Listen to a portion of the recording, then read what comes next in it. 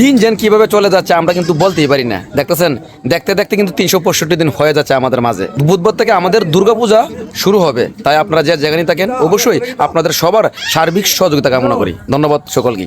শাকিল ভাই কিছু বলবা? জি বলো।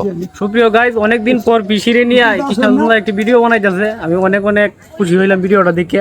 হ্যাঁ, কৃষি বৃদ্ধ মানুষ, সকলেই কৃষির জন্য দোয়া করবেন যে উনি যেন বৃদ্ধ বয়সটা খুব ভালোভাবে পার করতে পারে। আর আমরা ধর্ম বর্ণ নির্বিশেষে আমরা সকলেই ভাই ভাই, ঠিক না? জি, আমরা অবশ্যই। আমাদের সকলের সার্বিক সহযোগিতায় আমরা আমাদের দুর্গাপূজাটা যেভাবে ভালোভাবে তুলতে পারি সে চেষ্টাই আমরা করবো। হ্যাঁ, অবশ্যই। একে উপরের সাথে কোনো হিংসামি কিন্তু অহংকার দেয় না। হিসিকিত কও সকলকে আসার জন্য কিছু বলবা দুর্গাপূজার?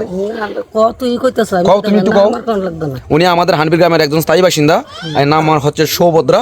উনি ভালো মনের একজন মানুষ, ফ্রেশ মনের মানুষ। আমরা সবসময় কিন্তু মনে করেন একসঙ্গে থাকতে ভালোবাসি। হ্যাঁ, পিসি এবং কৃষ্ণচন্দ্রের পক্ষ থেকে আমাদের হানবির এই দুর্গা পূজার মধ্যে সকলকে আমন্ত্রণ জানাইতেছি। আপনারা সকলেই আসবেন ওই পূজার মধ্যে, আইসা পরিদর্শন করে যাবেন। ধন্যবাদ সকলকে। ধন্যবাদ। ধন্যবাদ সকলকে।